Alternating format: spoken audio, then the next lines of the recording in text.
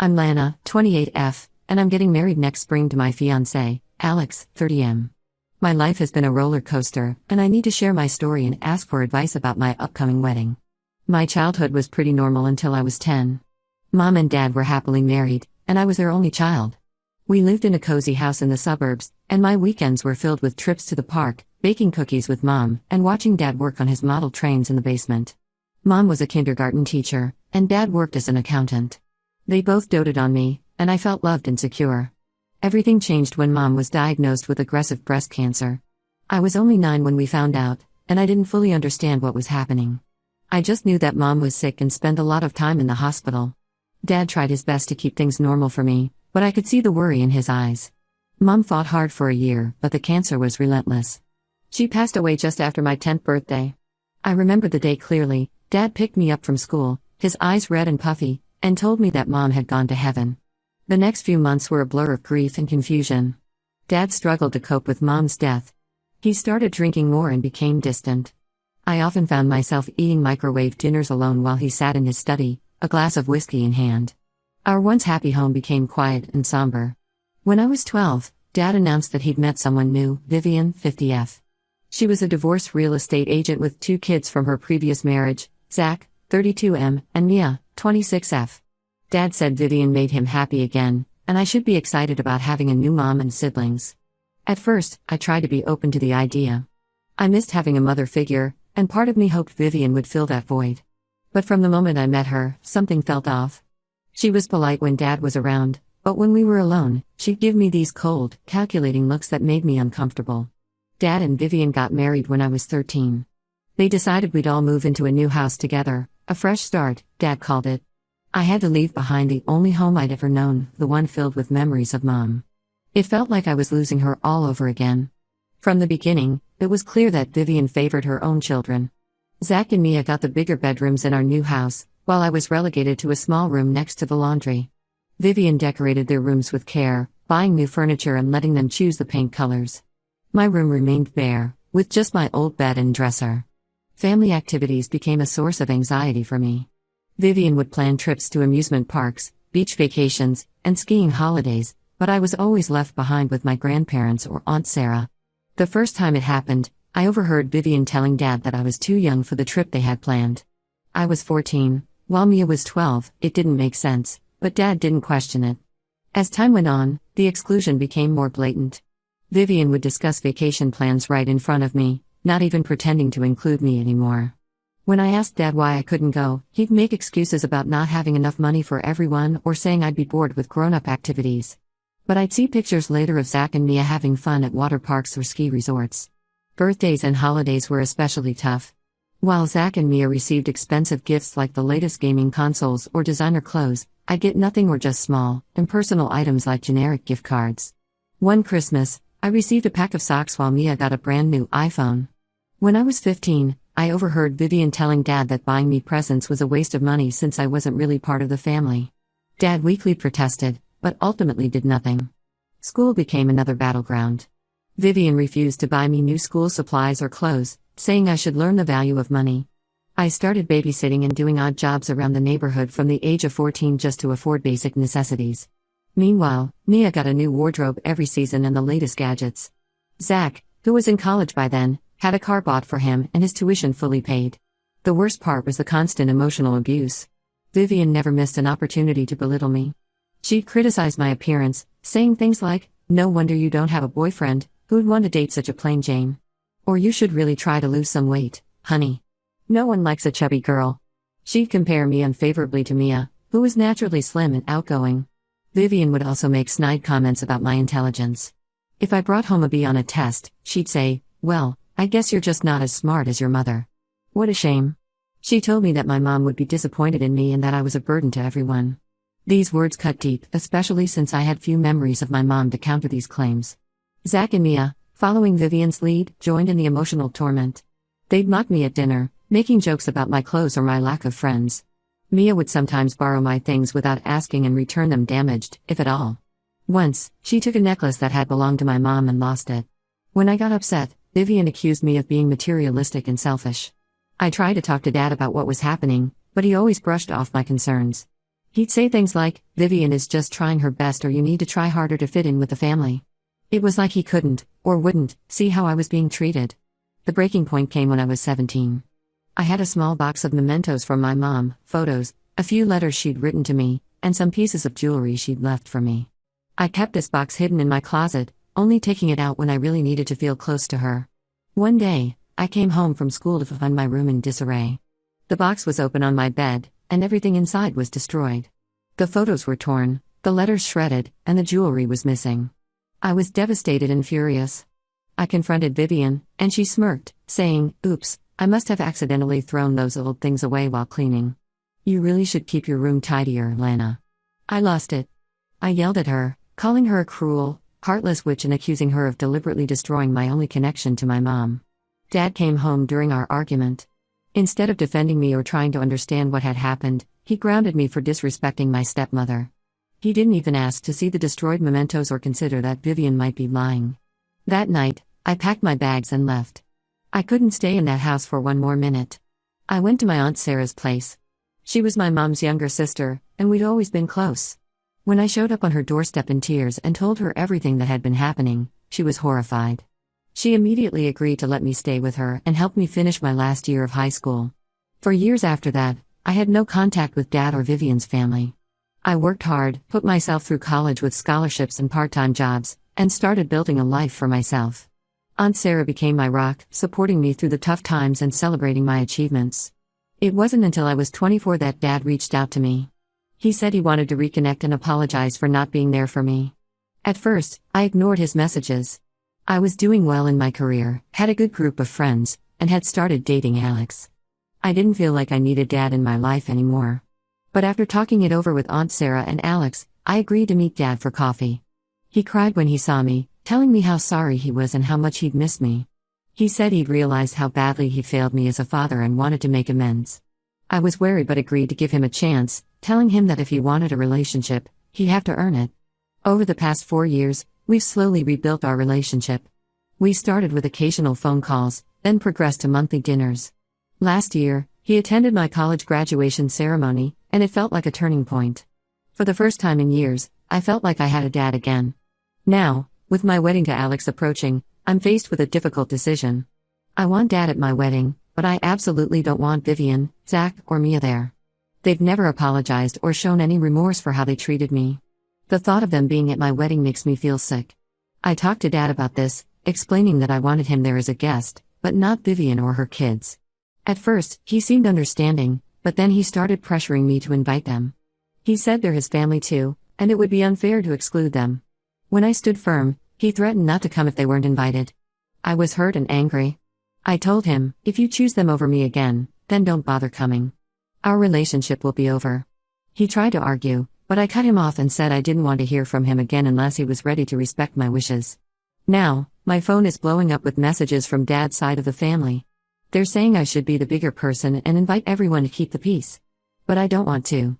This is my wedding day, and I don't want it ruined by people who made my life miserable for years. Alex and his family fully support my decision.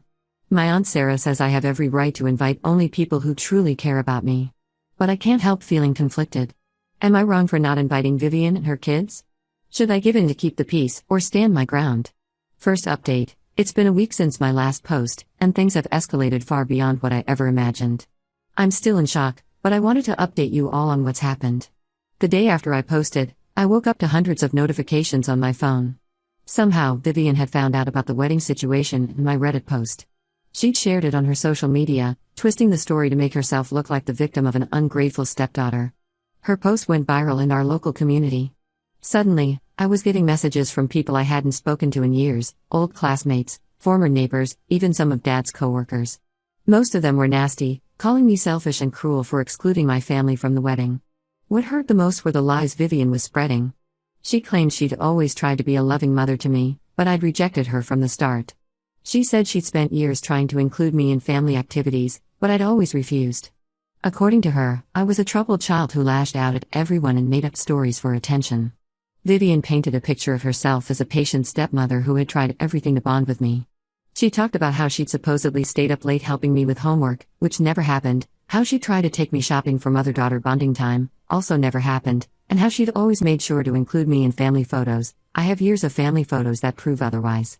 She even went as far as to claim that she tried to help me deal with my grief over my mom's death, saying she'd suggested therapy and support groups that I'd refused.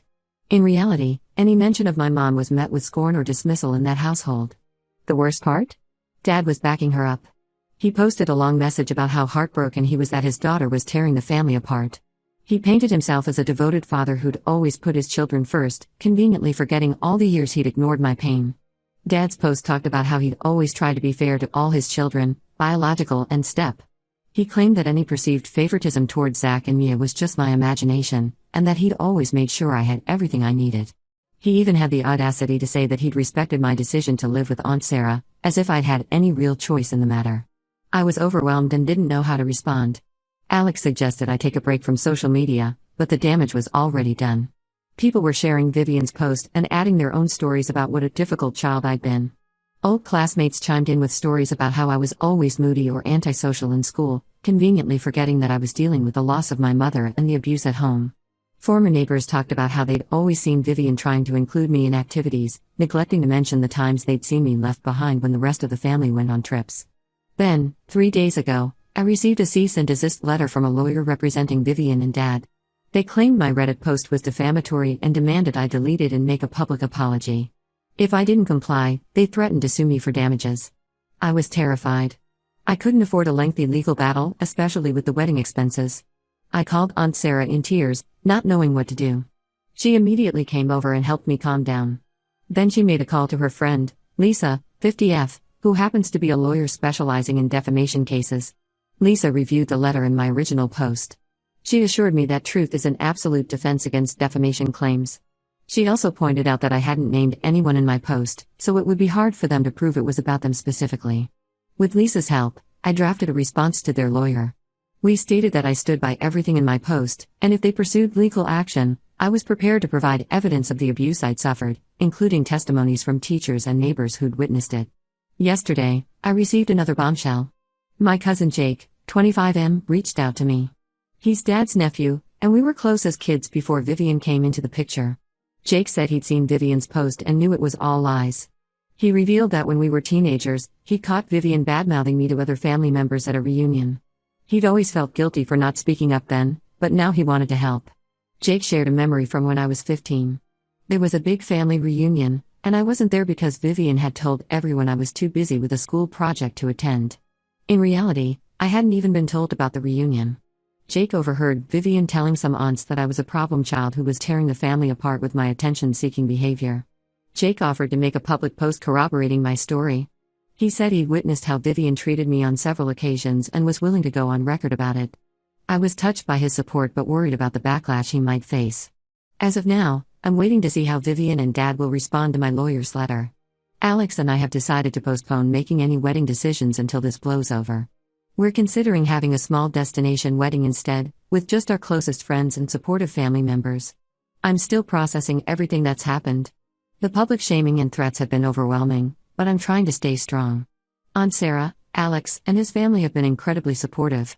They keep reminding me that I'm not alone in this. I'll update again when I have more information. Thank you all for your advice and support. It means more than you know. Second update: it's been a month since my last update, and a lot has changed. I'm still trying to wrap my head around everything that's happened, but I wanted to share the latest developments with you all. First, the good news: Vivian and Dad backed down after receiving our lawyer's response. Lisa thinks they realized they didn't have a strong case and were bluffing with their legal threats. They've gone silent on social media, and the wave of public shaming has mostly died down. Jake did end up making a public post supporting me. He shared specific instances of Vivian's mistreatment that he'd witnessed, including the time he overheard her convincing Dad not to pay for my school trip while simultaneously planning an expensive vacation for Zach and Mia. His post caused quite a stir in the family, with several relatives reaching out to apologize for not seeing what was happening when I was younger. Jake's post also included a story from when I was 16.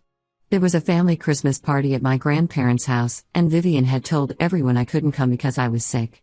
In reality, she'd never told me about the party. Jake had stopped by our house to drop off a present for me and found me alone, perfectly healthy, while the rest of the family was at the party. When he asked why I wasn't there, I broke down and told him everything. He felt guilty for years for not speaking up then. Now, for the unexpected turn of events. About 2 weeks ago, I received a message from Mia, my stepsister. She asked if we could meet in person to talk. After discussing it with Alex and Aunt Sarah, I agreed to meet her in a public cafe. When I saw Mia, I hardly recognized her. The confident, sneering girl I remembered looked small and nervous.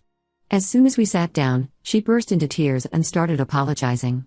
Between sobs, she told me a story that shocked me to my core.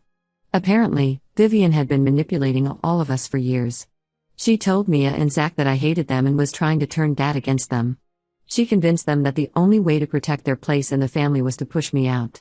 Mia said she'd always felt guilty about how they treated me, but Vivian would punish her if she showed me any kindness. Mia revealed that Vivian had a history of this behavior. She'd done something similar with their father's children from a previous marriage, which was why they had no contact with their older half-siblings. Mia had recently reconnected with her half-sister and learned the truth about their shared history with Vivian. She told me about incidents I'd forgotten or never knew about. Like the time when I was 14 and had won a school art competition. Mia had wanted to congratulate me, but Vivian told her I was gloating about my win and trying to make Mia feel bad about her own lack of artistic talent. Or the time when Mia had found my destroyed mementos from my mom in the trash and Vivian had convinced her I'd done it myself in a fit of rage. I was stunned. While this didn't excuse Mia's behavior, it certainly explained a lot. She told me she's been in therapy for the past year, working through the emotional abuse she'd suffered at Vivian's hands. She didn't expect forgiveness but wanted me to know the truth. As for Zach and Dad, Mia said they're still under Vivian's influence. Zach refuses to believe anything negative about his mother and Dad. Well, Mia thinks he's too afraid of being alone to stand up to Vivian. This conversation with Mia has left me with mixed emotions. On one hand, I'm angry that it took her this long to reach out. On the other, I understand the courage it must have taken to break away from Vivian's control and face me. Alex and I have decided to go ahead with our original wedding plans. We're not inviting Vivian, Zach, or Dad, but we've left the door open for Mia to attend if she continues to show genuine remorse and a desire to make amends. Aunt Sarah has been my rock through all of this. She's walking me down the aisle, and we've planned a special tribute to my mom during the ceremony. We're going to have a locket with Mom's picture in my bouquet, and we've chosen her favorite flowers for the centerpieces. As for Dad, I've realized that I can't keep hoping he'll change. His actions have shown where his priorities lie, and I need to accept that and move on. It hurts, but I'm focusing on the family I've chosen, Alex, his parents, Aunt Sarah, and the friends who've stood by me. The wedding is in 3 months, and for the first time, I'm excited about it without any reservations. I feel like I'm finally closing a painful chapter of my life and starting a new one with people who truly love and support me. Thank you all for your advice and support throughout this journey. I'll post one final update after the wedding to let you know how it all turned out. Third update. Hello everyone, it's been 6 months since my last update, and as promised, I'm here to share how everything turned out. The wedding was absolutely beautiful. We had a small ceremony in a picturesque garden, surrounded by our closest friends and family. Aunt Sarah walked me down the aisle, and there wasn't a dry eye when we did the tribute to my mom. We had a photo of her on a special chair in the front row, with her favorite flowers. It felt like she was there with us. Mia did attend the wedding. In the months leading up to it, she continued to show genuine remorse and made efforts to make amends. She even helped with some of the wedding preparations. While we're not best friends, we're slowly building a positive relationship. On the wedding day, she gave me a heartfelt card and a locket that had belonged to her grandmother, a touching gesture to replace the one I'd lost years ago. The day wasn't without drama, though. About an hour before the ceremony, one of our guests spotted Dad lurking near the venue. Apparently, he'd found out the details from a loose-lipped relative. Thankfully, Alex's brothers quickly and quietly escorted him away before I even knew he was there. They told me about it after the reception, and I'm grateful they handled it without disrupting our day. As for Vivian and Zach, we haven't heard anything from them since the legal threats fizzled out. From what Mia has told us, Vivian is furious that Mia attended the wedding and has been trying to turn the rest of the family against her. On a happier note, cousin Jake and I have become quite close. He's been a great support, and it's nice to have a positive male family figure in my life. He and his girlfriend have become good friends with Alex and me, and we often double date. Jake has been helping me reconnect with other family members who were kept away by Vivian's lies. Alex and I are settling into married life wonderfully. We've bought a small house in a new city, away from all the drama. I've started a new job that I love, and Alex has been promoted at his company. We're talking about starting a family of our own in a couple of years, and I'm excited about the chance to create the loving home I didn't have growing up. Looking back on everything that's happened, I can hardly believe how much has changed in a year. While part of me is sad that I don't have the relationship with Dad that I always wanted, I'm at peace with it. I've realized that family isn't just about blood, it's about the people who love and support you unconditionally. Aunt Sarah continues to be a huge part of our lives. She's like a mother to me, and Alex adores her too. We have dinner with her every Sunday, carrying on a tradition that she started when I first came to live with her as a teenager. As for Mia, we're taking things slow. We meet for coffee once a month and are slowly getting to know each other as adults, without Vivian's influence poisoning our relationship. It's not always easy, but I think we're both committed to trying. Thank you all for your support throughout this journey. Your advice and kind words helped me stay strong during some of the toughest moments. I'm closing this chapter of my life with a heart full of gratitude and hope for the future.